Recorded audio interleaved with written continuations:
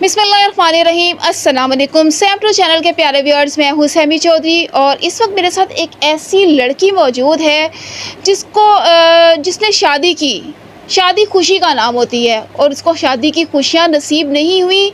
वो ऐसे लालची लोगों के हत्थे चढ़ गई जिन्होंने उसकी ज़िंदगी को तबाह करके रख दिया। इस लड़की की क्या कहानी है, इसके साथ क्या क्या हुआ, इससे ही जानते हैं। अस्सलाम वालेकुम। वालेकुम अस्सलाम। क्या नाम है आपका? हिजाब। हिजाब, आप ये बताएं, कुछ अपनी ज़िंदगी की कहानी थोड़ी सी बताएं। क्या हुआ, कैसे हुआ, क्यों हुआ?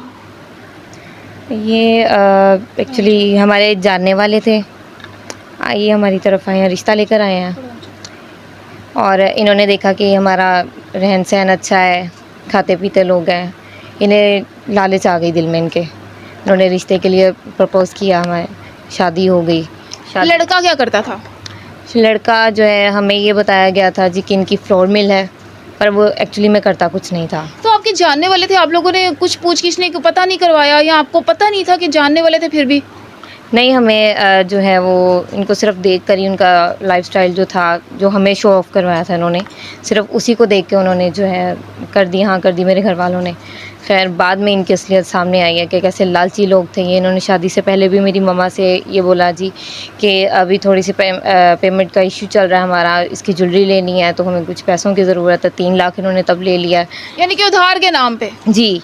और उसके बाद शादी हुई है, शादी के बाद भी ये यही काम करते रहे हैं। हर महीने कोई भी 50,000 ले लिया, कभी 55,000 ले लिया। इसी तरह से करके इन्होंने अब 7-8 लाख जो है वो कर्ज़ ले लिया हुआ था। और उसके बाद इन्होंने फिर से मुझे बोला कि और लेना है, तो मैंने मना कर दिया। जब तक शादी के कितने महीनों के बाद? ये 3 माह के बाद इन्होंने जो है इस तरह से इशू जो है वो मेरे लिए बना दिए कि मैंने इनकार किया पैसों से। फिर इन्होंने मेरे साथ झगड़ा शुरू कर दिया, मारपीट शुरू कर दी और एट द एंड उन्होंने जो है वो मुझे यहाँ पर भेज दिया झगड़ के। उसके बाद मुझे कोई लेने नहीं आया। यहाँ पर मतलब आपकी अम्मी के घर में? जी हाँ, मेरी मम्मा के पास इन्होंने मुझे भेज दिया और फिर मुझे कोई लेने नहीं आया। किसी ने पीछे कोई पैरवी नहीं की, कोई फ़ोन नहीं किया, कोई हाल नहीं पूछा। और जब मैं यहाँ आई हूँ तब मैं 2 मंथ प्रेग्नेंट थी और इन्होंने इतनी भी ज़हमत नहीं की कि ये अपने बच्चों का ही हाल पूछ लें। इन्होंने पलट कर कभी पूछना गवारा ही नहीं किया कि इनके औलाद है, उन्हें देखना है या नहीं है। वो तो ये भी नहीं जानते कि औलाद जो है वो क्या है इनकी। कभी इन्होंने सोचना ही भी गवारा नहीं किया। आपके घर बच्चों की पैदाइश हुई? जी हाँ, मेरे घर 2 जुड़वा बेटियाँ जो हैं वो पैदा हुई हैं। और उनको इस बात का नहीं पता? उनको इस चीज़ का इल्म नहीं है, ना ही वो जो है इस चीज़ को मतलब इस चीज़ की पैरवी करना भी नहीं चाहते हैं वो।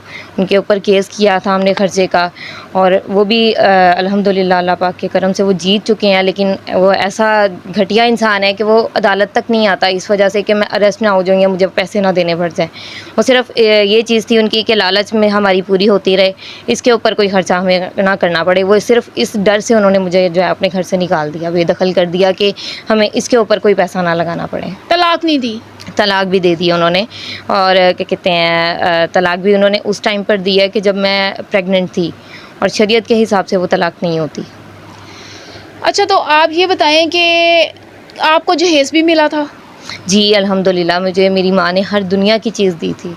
कोई ऐसी चीज़ नहीं है जिसके लिए मेरे दिल में ये बात आई हो कि मुझे ये नहीं मिला या वो नहीं मिला। हर चीज़ मिली है, लेकिन जब मेरा सामान वहाँ से वापस आया है वो आधे से भी कम आया है। ना उनमें कोई जो मतलब मेन चीज़ें होती हैं फ़र्नीचर की, वो चंद एक चीज़ें आई हैं। ना कोई बर्तन पूरे आए हैं, ना कपड़े पूरे आए हैं, ना ही मेरा ज़ेवर आया। मेरी माँ ने मुझे 750 तोले ज़ेवर डाला था, उसमें से एक चीज़ भी वापस नहीं आई। यानी कि वो लेके अब वो कहाँ पे हैं? कहीं भाग-भूग गए हैं या आपको पता है कि वो कहाँ पर हैं? हैं तो अपने घर में ही, लेकिन वो जब उन्हें पता चलता है ऐसा कि हम पे कोई वारदात होने वाली है, वो फ़रार हो जाते हैं। या उन्हें उधर से अदालत की तरफ से अगर कोई कॉल जाती है या थाने से कॉल जाती है तो आगे से एक्सक्यूज़ कर देते हैं जी कि हम तो यहाँ हैं, हम तो वहाँ हैं, हम फौतगी पे हैं, आउट स्टेशन है। इस तरह से एक्सक्यूज़ दे देते हैं वो। आपके ससुराल में कौन-कौन है? मेरे ससुराल में मेरे हस्बैंड थे, उनके मदर, उनके फादर, उनका एक भाई था, भाभी थी और एक उनकी सिस्टर थी। यानी कि टोटल आपके ससुराल में 3 बहन भाई और 2 सास ससुर। जी। तो आपकी जो देवरानी है जेठानी? जेठानी जो है, उनको नहीं इन्होंने इस तरह का कुछ किया उसके साथ? वो इनकी अपनी थी और इनके टक्कर के लोग थे, वो जानते थे इनको कि अगर हमने कोई इशू इसके साथ क्रिएट किया तो ये आगे से हमें जो है हैंडल करना जानती है। इनका सलूक कैसा था आपके साथ? इनका सलूक जब तक पैसे मिलते रहे हैं तब तक तो बहुत अच्छा रहा है और जब पैसों से इनकार किया तो लड़ाई झगड़े ऐसे शुरू उन्होंने किया है। इवन डैड के इन्होंने 2 बार मुझे जान से मारने की भी कोशिश की है। वो कैसे? एक बार तो मेरे हस्बैंड ने जो है वो मुझे मारना चाहा है गला दबा के, और उसके बाद अगर उससे कसर इसकी पूरी नहीं हुई तो इसने अपने घर वालों से बात की कि इस तरह से मैं मतलब नहीं इसके साथ रहना चाह रहा, तो इसकी माँ ने जो है मुझे सीढ़ियों से धक्का देकर जो है मारने की कोशिश की है। आप सीढ़ियों से गिर गई थी? जी, मैं गिरी हूँ, उससे 3-4 स्टेप जो है मैं ड्यूरिंग प्रेगनेंसी गिरी हूँ वहाँ पर, और 3-4 स्टेप गिरने के बाद जो है वो मैंने उसकी ग्रिल को जो है वो पकड़ लिया, तो उसकी वजह से ज़रा बचत हो गई, ग्रिप मेरी अच्छी थी तो। आपको धक्का दिया था? जी हाँ।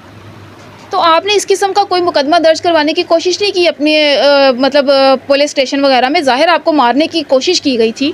मैम सबको मतलब ये चीज़ पता है और ये चीज़ कर भी चुके हैं, केस किया भी था इन पर, और ये हर जगह पर जो है ना ये वहाँ पर अपने पैसे खिला देते हैं, ख़रीद लेते हैं, पुलिस वालों को ख़रीद लिया। दूसरों के पैसे खुद खा के वही पैसे दूसरों को खिला देते हैं। जी, ऐसे ही कर रहे हैं ये। कभी वकील जो है उसे ख़रीद लेते हैं, कभी ये रीडर को पैसे दे के जो है अपना काम करवा लेते हैं, कभी ये पुलिस वालों को पैसे खिला के मुँह बंद करवा देते हैं। वहाँ पे 3 ख़वातीन थी, एक आपकी सास, एक आपकी जेठानी और एक आपकी ननद। तीनों औरतों में से किसी को आप पे तरस नहीं आया? तरस आता तो आज मैं इस हाल में होती। तीनों माने औरतें भी आपके साथ यही सलूक करती थी तीनों? जी हाँ, वो जो है उनकी सिस्टर जो है वो भी कुछ कम नहीं थी, वो भी हर बात पे उसने टॉन्ट करना, हर चीज़ पे उसने जो है वो इशू क्रिएट करना, ये क्यों किया, वो क्यों किया, यहाँ क्यों आ रही है, वहाँ क्यों जा रही है, हर चीज़ पे जो है उनकी रोक टोक होती थी। तो जो आपकी जेठानी है वो तो चलें नहीं थी उनके एक तरह से, वो भी, उसको भी आपसे कोई हमदर्दी नहीं थी? नहीं, कोई हमदर्दी नहीं थी क्योंकि वो भी उनके साथ थी।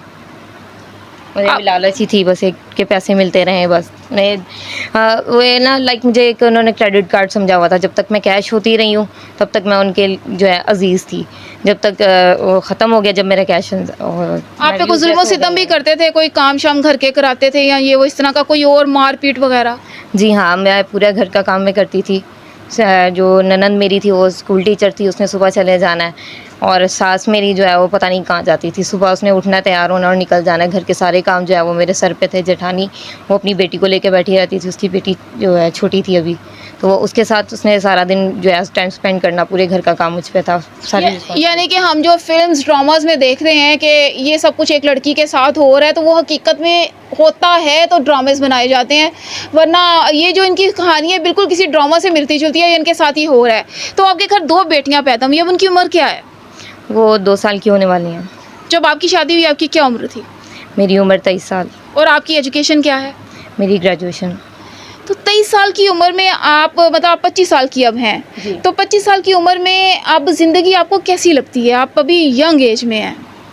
ज़िंदगी क्या लगनी है, बस बच्चों में दिल लगा लिया, दुनियादारी को छोड़ दिया बस। दोबारा शादी करने की ख्वाहिश नहीं पैदा हुई? नहीं, अब जो एक से सिला मिला वही आगे से भी मिलेगा। ये भी तो हो सकता है कि कोई अच्छा बंदा आपकी ज़िंदगी का साथी बन जाए।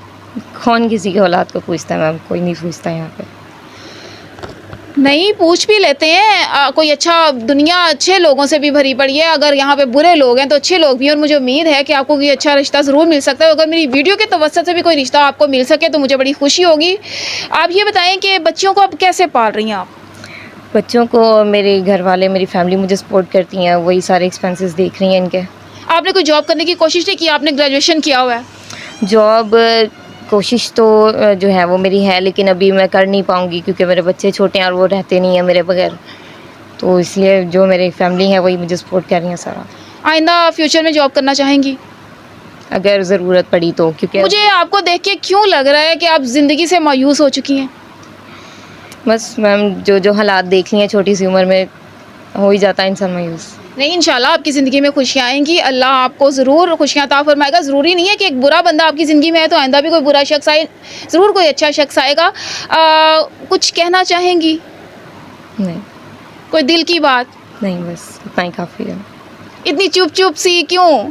थोड़ा सा कुछ तो खुल के बोलें, अपने कोई दिल की बात कहें, कोई आवाम से कुछ बात कहें, लालच के हवाले से कुछ बता दें। बस मैं इतना कहना चाहूँगी पब्लिक से कि अगर आप अपनी बेटियों की कहीं शादी करते हैं तो खुदारा उन्हें जो है अच्छे से इन्वेस्टिगेट करें, ताकि जो मेरे साथ हुआ है दोबारा किसी के साथ ना हो। इन्वेस्टिगेट तो लोग करते हैं, लेकिन बात ये है कि किस्मत की बात होती है। अब आप अपनी बेटियां भी दिखाएं, ट्विंस आपकी जो बेटियां हैं। नाज़रीन, ये है इनकी ट्विंस बेटियां जिनको ये अकेली पाल रही हैं। 25 साल की उम्र में एक छोटी सी लड़की जो है वो तलाक याफ्ता हो गई है, अपने कसूर की वजह से नहीं, अपने ससुराल वालों के लालच की वजह से। और ये कितनी स्ट्रगल इनको करनी पड़ेगी, आगे से भी इनकी बेटियां हैं जिनको इनको पालना है। आप अंदाज़ा लगाएं कि कुछ लोगों के लालच की वजह से इनकी अपनी ज़िंदगी बर्बाद हो गई। जो वीडियो है उसमें इनके हस्बैंड की और इनके ससुराल वालों की भी जो पिक्चर्स हैं वो चल रही होंगी। आप देख रहे होंगे ऐसे लालची लोगों को, और ऐसे लालची लोगों से आप लोग भी बच के रहिए। ये इस उम्र में अपनी 2 छोटी बेटियों को भी पालेंगी, अपने आप को भी पालेंगी, सिर्फ कुछ लोगों के लालच की वजह से। आखिर में मैं यही कहना चाहूँगी कि आप लोगों से इल्तमास है कि अपनी बेटियों के रिश्ते सोच समझ कर करें, और जो लोग लालच में दूसरों की लड़कियों को उजाड़ते हैं वो अपने आखिरत का भी और अपनी आने वाले वो मुकाफात जो अमल है उसका भी ध्यान कर लिया करें। इसके साथ ही मुझे अपनी होस्ट और सैमी चौधरी को इजाज़त दीजिए, हिजाब को इजाज़त दीजिए, लेकिन हिजाब के लिए भी दुआ करिए कि अल्लाह इनकी ज़िंदगी में खुशियाँ लाए, और मैं भी दुआ करूँगी। और खुश रहें, मुस्कुराते रहें, आबाद रहें। अल्लाह हाफ़िज़।